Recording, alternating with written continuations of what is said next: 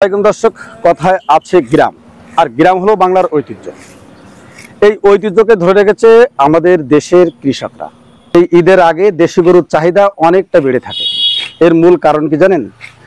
মাঠে হওয়া উন্মুক্ত যে ঘাসগুলো আছে, সেই ঘাসগুলো কেটে কৃষকরা তাদের গরুর খাবারের চাহিদা মেটায়, যে কারণে দেশি গরু সব সময় পুষ্টিকর এবং মাংস টাইট হয়ে থাকে।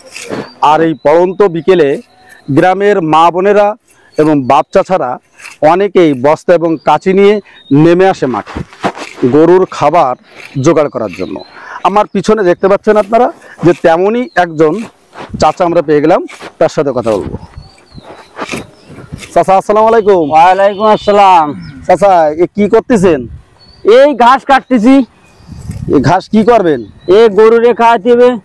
এই যে এখন তো মানুষ এই ঘাস কাটে না, এখন তো এই যে প্রাকৃতিক যে ঘাসগুলো আছে, যেগুলো কিনতে পাওয়া যায় 20 টাকা 25 টাকা আটি, এগুলো তো গরুর খাওয়াই থাকে। তা আপনি মাঠের ঘাস খাওয়াচ্ছেন?